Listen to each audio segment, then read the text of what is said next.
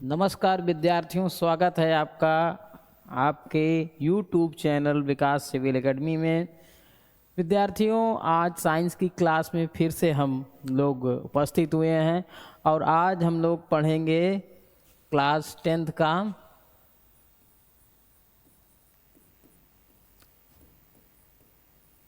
दूसरा chapter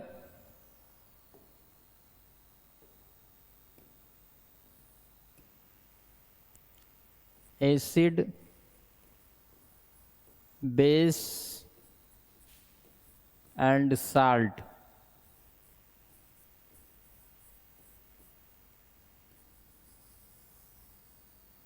acid base and salt इसको पढ़ेंगे और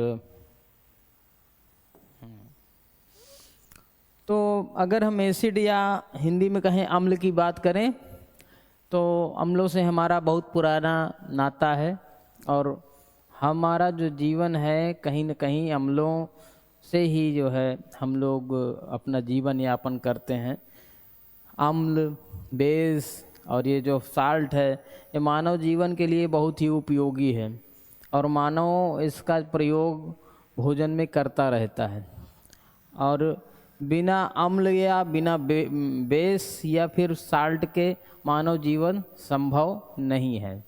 ये आज से नहीं, अनादिकालों से हमारे पूर्वज अम्लों का सेवन करते थे, परंतु उनको जो है अम्लों के विषय में ज़्यादा जानकारी नहीं थी।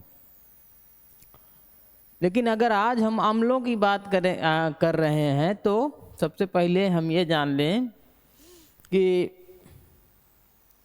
जो अम्ल होता है, अम्ल पावर ऑफ हाइड्रोजन या पोटेंशियल ऑफ हाइड्रोजन के ऊपर निर्भर करता है। पोटेंशियल ऑफ हाइड्रोजन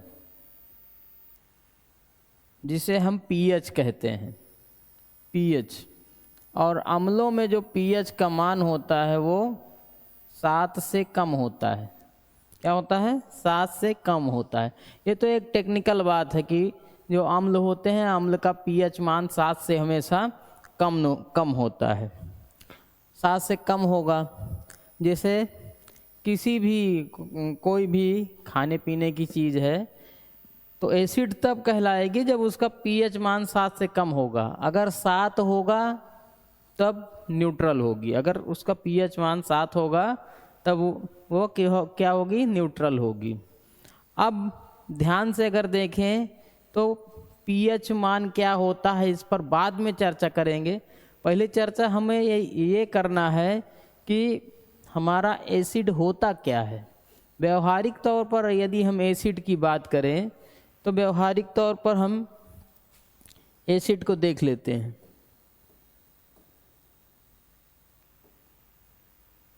ठीक है, एसिड को देख लेते हैं। सामान्यतः जो पदार्थ खट्टे होते हैं, स्वाद में खट्टे जो पदार्थ होते हैं वो एसिड होते हैं। स्वाद में अगर खट्टा है कोई पदार्थ तो वह एसिड होता है। जैसे हम यहाँ देखते हैं नींबू है, ये हमारा लेमन है। नींबू स्वाद में खट्टा है, ये जो है स्वाद में खट्टा है तो क्या है? एसिड है। नींबू स्वाद में खट्टा है, एसिड है। अब देखिए यहाँ ये क्या है?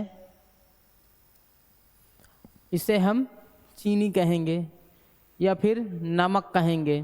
ठीक, अब देखिए जो चीनी है और जो नमक है, ठीक, नमक NaCl होता है, सोडियम क्लोराइड होता है।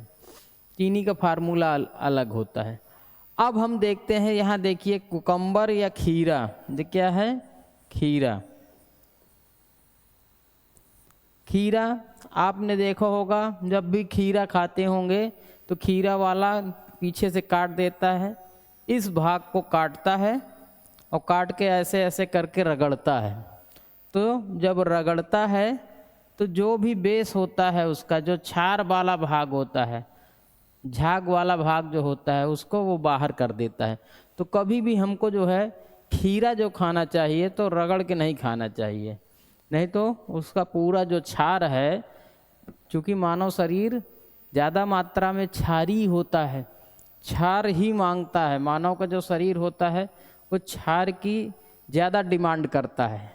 अम्लीय पदार्थों को, चाहे हमारा किडनी हो चाहे लीवर हो, ये सारे लोग जो है अम्लीय पदार्थों को कहीं ना कहीं बहुत ज़्यादा इनको जो है डिजॉल्व करने में प्रॉब्लम होती है। तो जब इनको प्रॉब्लम होती है तो जैसे अम्लीय पदार्थ कुछ शरीर में जाता है तो लीवर कहते हैं कि अब जो है काम करना पड़ेगा, बहुत ज़्यादा काम करना पड़ेगा। लीवर हिचकिचा जाता है, किडनी भी हिचकिचा जाती है, क्योंकि उनको अम्लों के लिए बहुत ढेर सारा काम करना पड़ता है। क्योंकि हमारा बॉडी जो है ज़्यादातर क्षारीय बना हुआ है, इसलिए क्षार की मात्रा ज़्यादा हमारे लिए सूटेबल होती है। तो जितने भी कसैले पदार्थ होते हैं, चाहे वो खीरा हो चाहे वो करेला हो, इनमें क्या पाया जाता है? इनमें जो है क्षार पाया जाता है, क्षार।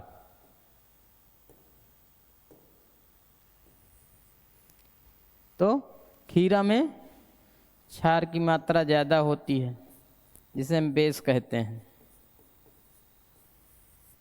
ठीक, अब देखिए ये भी खीरा है, प्याज है, ये भी क्षारीय होते हैं, शरीर के लिए बहुत ज़रूरी होते हैं।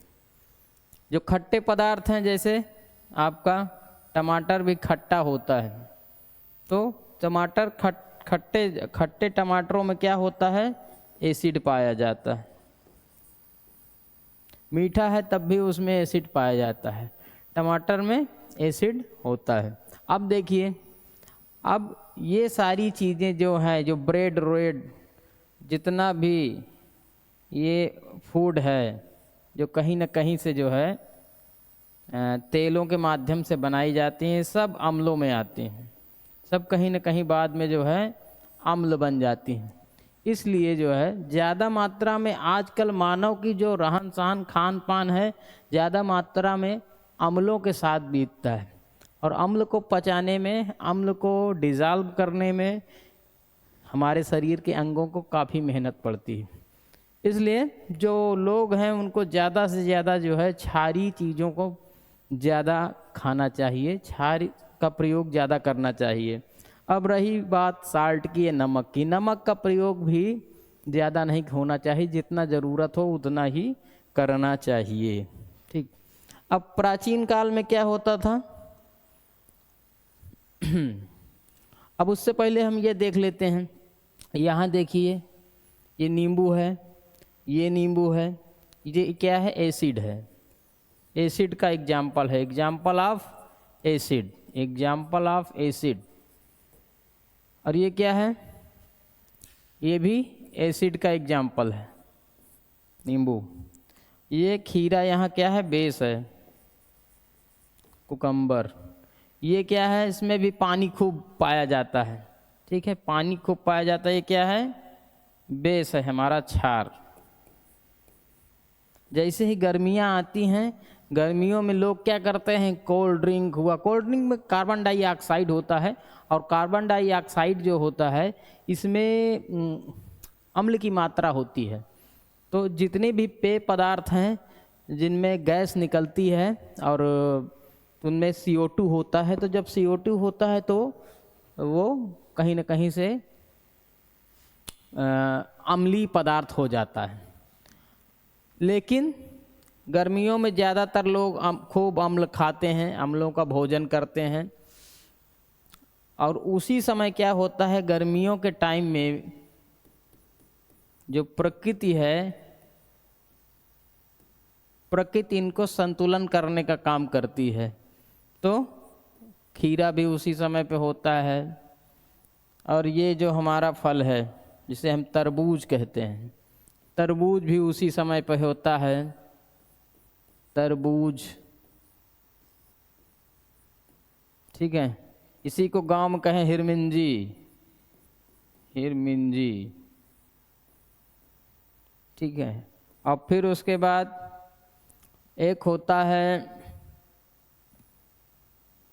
वो इसका तरबूज हो गया, खीरा हो गया, और पानी वाले जो हाँ ककड़ी होती है, वो भी क्षारीय होती है। फिर उसके बाद करेला गर्मियों में होता है, क्षारीय होता है। तो इस तरह की चीज़ें प्रकृति हमें देने का काम करती है, जो कि हमारे शरीर में जो है संतुलन बनाने का काम करती है। तो ज़्यादा मात्रा में अम्ल जब मानव लेते हैं तो प्रकृति उनको जो है क्षार से फिर से क्षार खिला करके, क्योंकि ये सारी चीज़ें कहीं न कहीं से लोगों को खाना पड़ता है। अब रही बात भोजन की, तो भोजन में क्षार का प्रयोग ज़्यादा करना चाहिए। जैसे सलाद हैं, सलाद का प्रयोग भोजन में ज़्यादा करना चाहिए।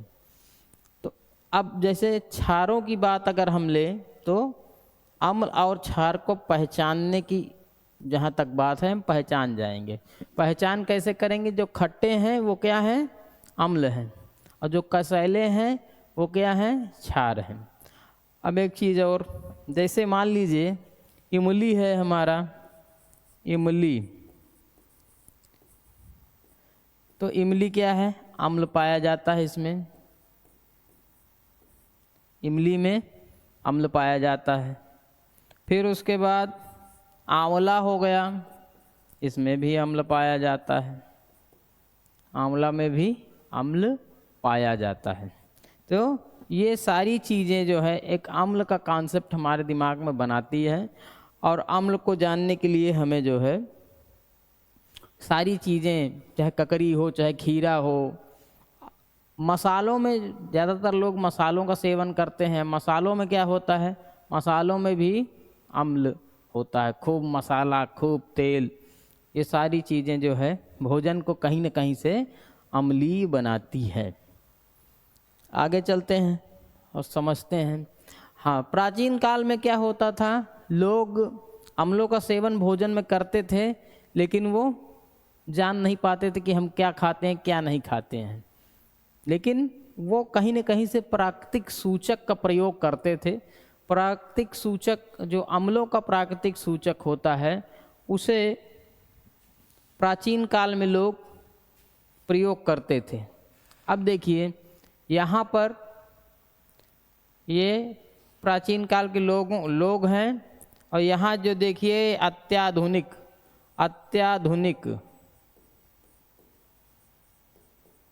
लोगों का भोजन है।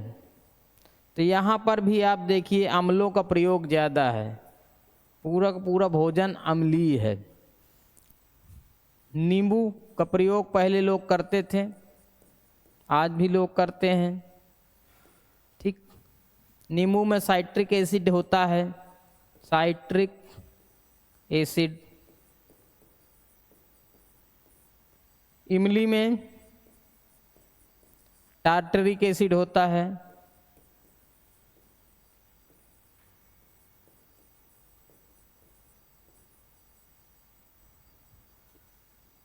ठीक, ये देखिए संतरा भी खट्टा होता है, इसमें भी एसिड पाया जाता है।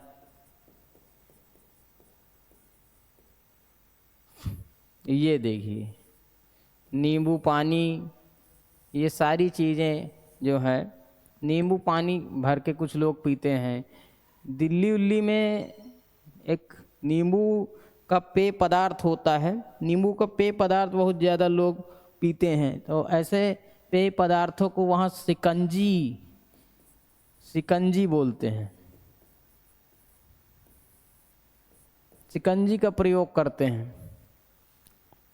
ये देखिए भोजन का प्रयोग, भोजन में पहले देखिए कैसे लोग बैठते थे, इस तरह बना के खा लिया करते थे। 2-3 लोग, यहाँ पर जो पुरुष लोग हैं वो पुरुष भोजन बना के जो है अपना भोजन खुद कर रहे हैं। तो मेरे हिसाब से अम्ल की जो अम्ल समझने में आपको मेरे हिसाब से समझ में आया होगा।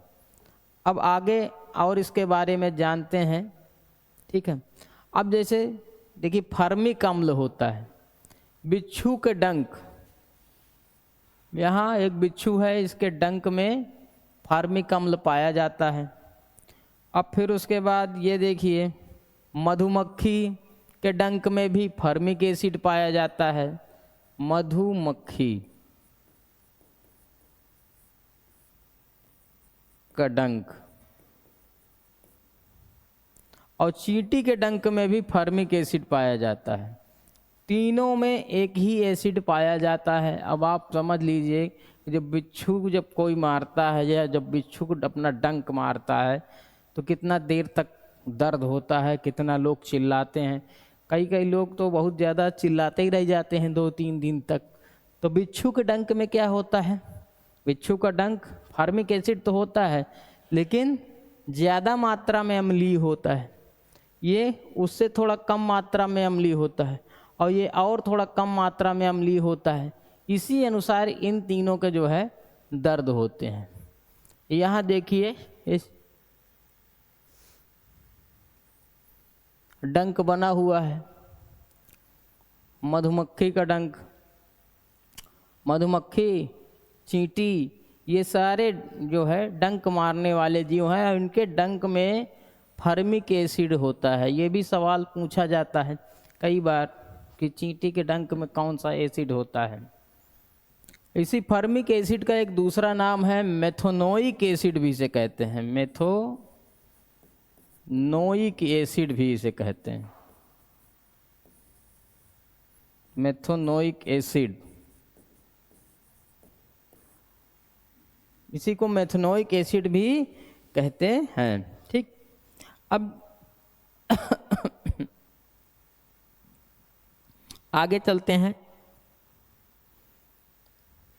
थोड़ा सा और समझते हैं। एक साइंटिस्ट थे जिनका नाम था आरहेनियम।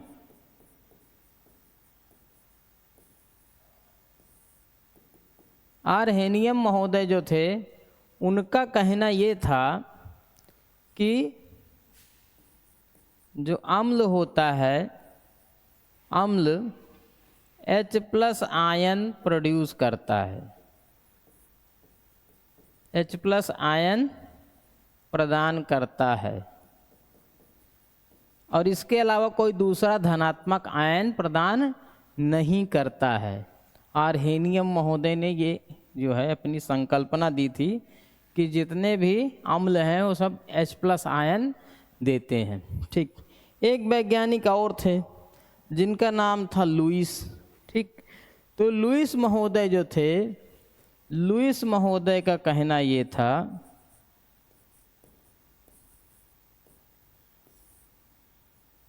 कि इन्होंने इलेक्ट्रॉन के विषय में बताया था कि इलेक्ट्रॉन ग्रहण करते हैं। जो अम्ल होते हैं वो क्या करते हैं, इलेक्ट्रॉन ग्रहण करते हैं। दो लोगों ने दो बातें बताई थी कि H+ आयन प्रदान करते हैं और इलेक्ट्रॉन ग्रहण करते हैं। ठीक, एक साइंटिस्ट और थे, उन्होंने कहा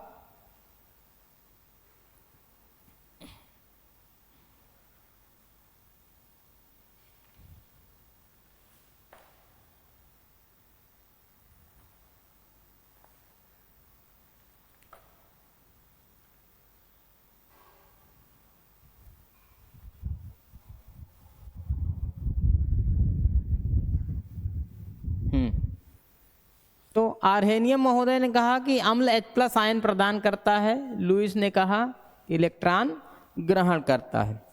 अब फिर उसके बाद एक ब्रास्टेन और लॉरिस महोदय थे, ब्रास्टेन और लॉरिस महोदय।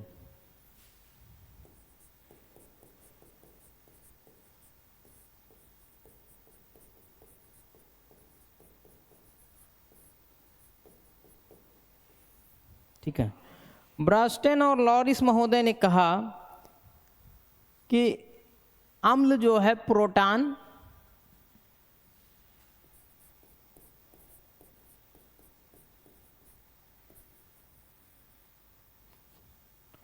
अब जैसे हम अम्ल की बात करें, मान लीजिए H+ आयन है, H+ आयन, तो अब इसमें प्रोटॉन की अगर बात करें तो इसमें एक इलेक्ट्रॉन होगा और एक ही प्रोटॉन होगा। हाइड्रोजन में एक इलेक्ट्रॉन और एक प्रोटॉन, और अगर H+ आयन लग गया तो ये जो इलेक्ट्रॉन है ये भी बाहर हो जाता है, केवल एक प्रोटॉन बचता है। तो जो एक प्रोटॉन बचता है उसी को बास्टेन और लॉरिस महोदय ने कहा कि प्रोटॉन होता है, प्रोटॉन होता है। तो तीन लोगों ने संकल्पना दी, तीन लोगों ने यहाँ पर संकल्पना दिया अम्ल को, तीन लोगों ने मिलकर संकल्पना दिया। ये पीएच मान क्या है? पोटेंशियल ऑफ हाइड्रोजन, ठीक है, या पोटेंशियो ऑफ हाइड्रोजन भी कह सकते हैं। तो जब भी ये 7 से 6, 5, 4, 3 ऐसे जैसे आएगा तो ये क्या हो जाएगा, चीज़ें अम्लीय होंगी। पानी, पानी का पीएच मान जो है 7 होता है, लेकिन आजकल आरओ वाटर आया है, आरओ, जिसमें कहते हैं मिनरल्स होती हैं और कई चीज़ें होती हैं। तो कुछ मशीनें ऐसी आई हैं जो इस पर प्रोसेस करके क्या करती हैं, इसके पीएच को बढ़ा देते हैं। तो ये पीएच जो है लगभग 8 तक पहुंच जाता है, 8.1, 8.2 यहाँ तक आ गई हैं मशीनें कि ये आपको खूब क्षारीय पानी पीने के लिए मिल जाता है, क्षारीय पानी पीने के लिए मिल जाता है। अब जब क्षारीय पानी पीने के लिए मिलेगा तो वो स्वास्थ्य के लिए लाभदायक होता है, क्योंकि जब क्षार होगा तो वो अम्ल को मैनेज करेगा, ठीक है। हमारे शरीर में जो अम्ल बनता है HCl, ये हाइड्रोक्लोरिक एसिड होता है, हाइड्रोक्लोरिक एसिड होता है। हाइड्रोक्लोरिक एसिड क्या करेगा, देखिए ये सीधा सीधा H+ है और Cl- है, HCl। ये जो हमारा HCl है ये एक प्रबल अम्ल है। क्या है? एक प्रबल अम्ल है। यह एक क्या है? प्रबल अम्ल है। अब अगर हम अम्लों की बात करें, जैसे हम अगर अम्लों की बात करते हैं तो अम्लों का कॉन्सेप्ट क्या कहता है? अम्ल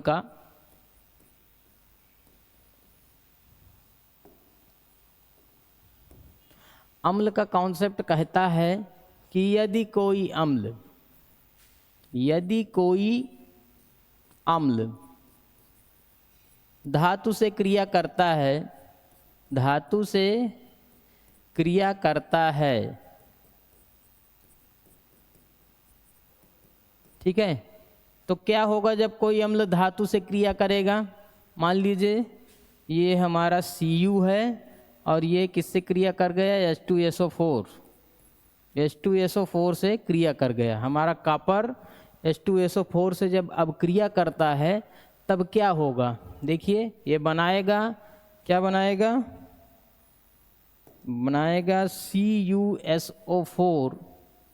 CuSO4 प्लस H2, यानी हाइड्रोजन गैस निर्मुक्त होती है। तो अब हम यह कह सकते हैं कि कोई भी एसिड या अम्ल किसी धातु से अगर अब क्रिया करता है या क्रिया करता है तो क्या बनाता है? H+ आयन बनाता है, H+ आयन बनाता है। एक दूसरा एग्जाम्पल हम लोग लेते हैं, दूसरा एग्जाम्पल ले लेते हैं। और एग्जाम्पल लेने से पहले थोड़ा सा हम लोग क्या करते हैं, थोड़ा इसमें चेंज करते हैं। मेरी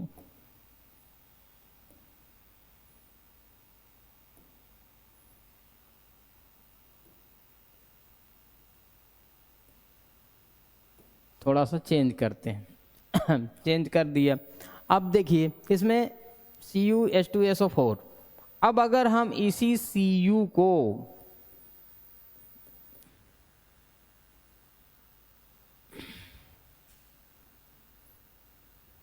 ठीक है, इसी Cu को हम क्या करें,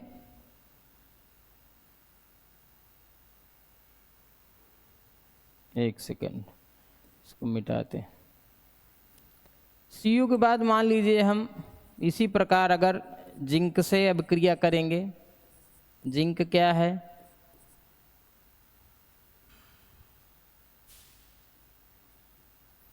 तो ये क्या हो जाएगा, ये हमारा हो जाएगा ZnSO4 प्लस H2 बाहर निकलेगा।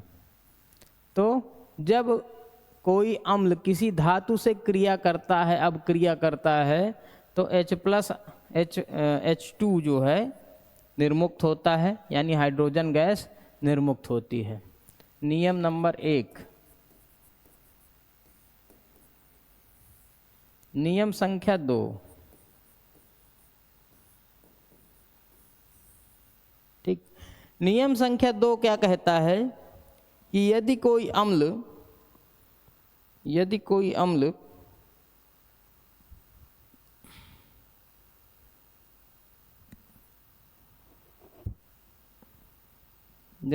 अम्ल क्षार से क्रिया करता है,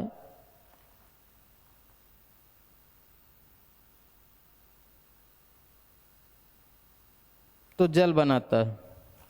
यदि कोई अम्ल क्षार से क्रिया करता है तो जल बनाता है, ठीक है।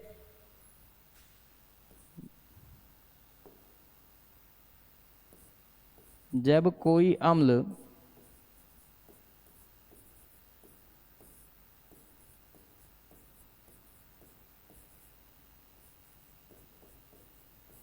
क्षार से क्रिया करता है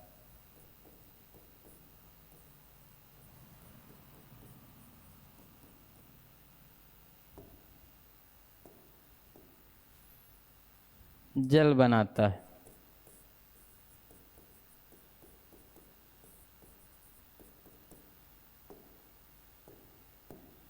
ठीक है।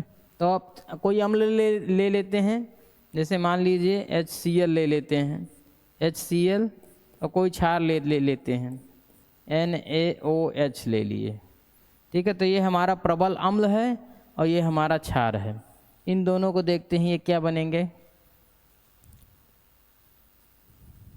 इन दोनों को देख लेते हैं। तो अब देखिए ये बनाएगा NaCl, ये क्या बनाएगा NaCl, और यहाँ क्या बनेगा H2O, यानी देखिए ये पानी बनाता है, ठीक। तो जब भी कोई अम्ल और क्षार बनेंगे, अम्ल और क्षार आपस में जब अभिक्रिया करेंगे तो वहाँ पर क्या होगा, पानी हमको प्राप्त होगा, हमें क्या होगा, पानी या जल प्राप्त होगा, ठीक है। अब जैसे अब जो वाटर होता है वो =7 इसका pH होता है या उससे ज़्यादा होता है।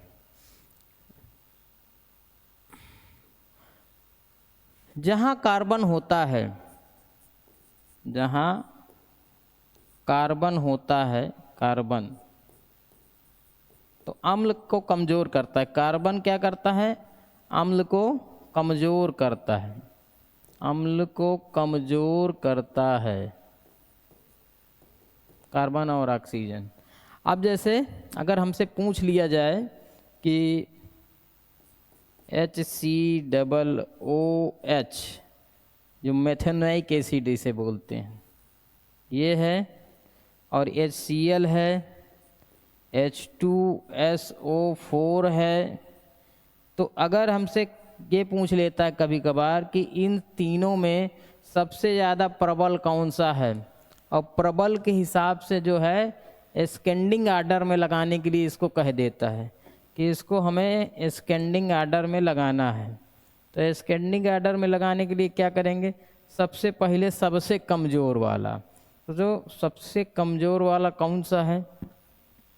सबसे कमज़ोर वाला देखिए यहाँ HCOOH, फिर उसके बाद H2SO4, फिर उसके बाद HCl, क्योंकि इसमें कोई भी कार्बन नहीं है, ये क्लोरीन है, ये क्लोरीन है, ये हाइड्रोजन है। तो ये काफ़ी प्रबल हो जाता है, प्रबल हो जाता है।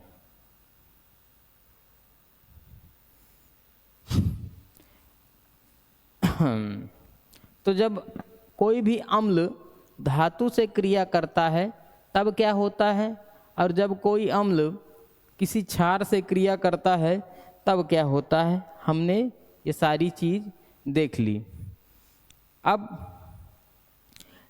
अब देखिए हम आगे प्रबल अम्ल कौन होता है, सबसे ज़्यादा प्रबल कौन होता है, सबसे कम प्रबल कौन सा होता है, ये सारी चीज़ें भी हमने देख लिया। थोड़ा सा फिर से एक बार पीछे चलते हैं।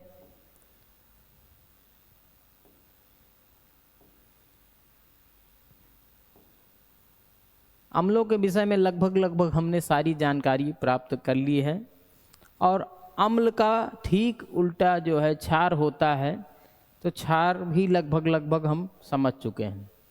अब आज हम यहीं पे अपना जो है लेक्चर समाप्त करते हैं। विद्यार्थियों, कहीं पर अगर आपको कोई दिक्कत है, मेरी बात अगर आपको कहीं पे नहीं समझ में आई है, आप कमेंट करिए और हम आपके कमेंट का जवाब देंगे। आप बताइए कि आपको क्या दिक्कत है, कहाँ दिक्कत है, क्या समझ में आया, क्या नहीं समझ में आया, सारी चीज़ें आप हमसे बताइए, तभी हम जान पाएंगे। यदि आपका कोई सुझाव है तो अपने सुझाव को दीजिए, और यदि आप कक्षा 10 का जो हमारा पेड कोर्स है उसको यदि आप लेना चाहते हैं तो उसको भी आप ले सकते हैं। विकास सिविल एकेडमी के ऐप में जाइए और ऐप डाउनलोड करके वहाँ आप हमारा पेड कोर्स कक्षा 10 का ले सकते हैं, 10th क्लास का, जिसमें सब्जेक्ट सारे पढ़ाए जाएंगे अदर फैकल्टीज़ द्वारा, और आपको पूरी सुविधा मिलेगी। नमस्कार दोस्तों।